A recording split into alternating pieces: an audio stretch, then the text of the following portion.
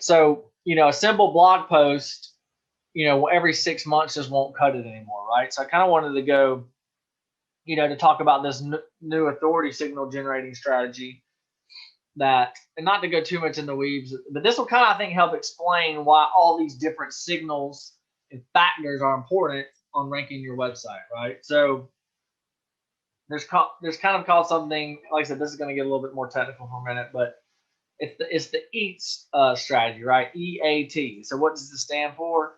This is basically what Google has told us over the years, right?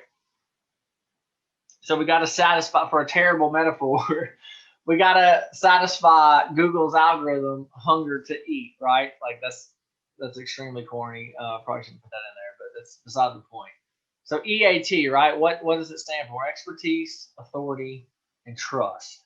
All this stuff we're talking about builds these three things in Google's eyes, and then that you get more points, you get more rankings, you get more signals, and all of that leads to more of your pages ranking, more of your Google My Business ranking, more and more.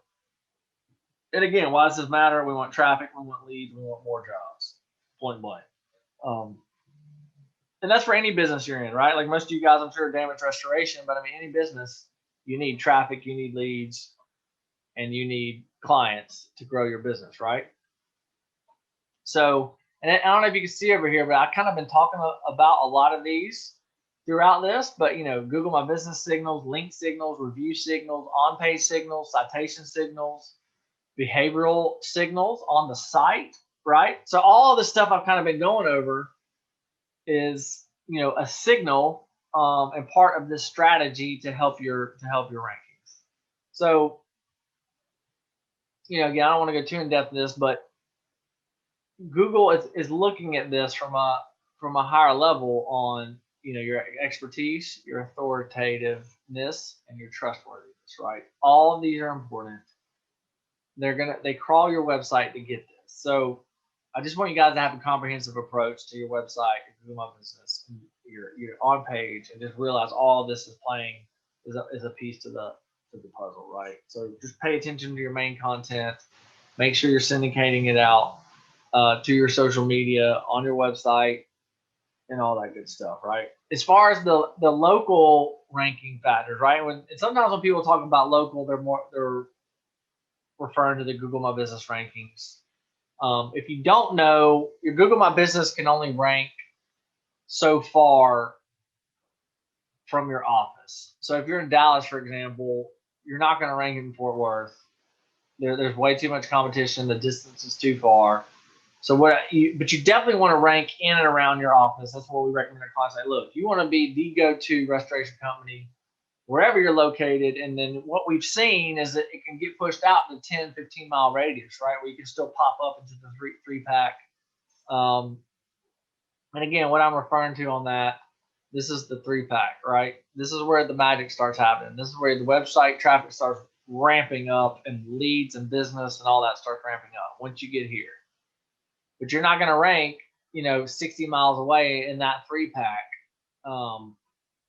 It's just not going to happen anymore, right? So that's where when I mentioned the proximity here, that's a signal, right? So if somebody's searching on their phone, Google's going to show people around them in proximity, right, and relevant content. So just keep that in mind. How relevant is the content to the search term? Again, that's why we want city pages. That's why we want service pages specific to that service.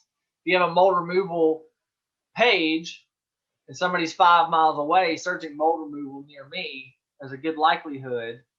Well, that doesn't mean you're going to show up, number one, just from having those two things, but you're going to get more points when Google's crawling that to see who the best company is to show that end user that result, right? And then they're also going to see the authority. Your Google My Business profile links to your website, so Google knows the authority of all of that, right? So referring back to the EAT strategy, they're going to know what your EAT profile is on your website because they can link back through your Google My Business profile in your website, and they're going to see your brand mentions, your link signals, the number of reviews you have, again, versus the competition. If you've got 115 reviews and the next guy has 4, I mean, I'd say you're the dominant force in the market. You'll get better rankings. And again, from a conversion aspect alone, I can promise you're going to get a lot more phone calls than the guy who has four Google reviews. So definitely keep that in mind. Hope you got value out of that video. If you're looking for more ideas and strategies for better ways to market your water, mold, or fire damage restoration business online, you can go to restorationmarketinggroup.com, and there we have a free checklist you can download. It's called the Ultimate Online Marketing Guide for Damage Restoration Contractors.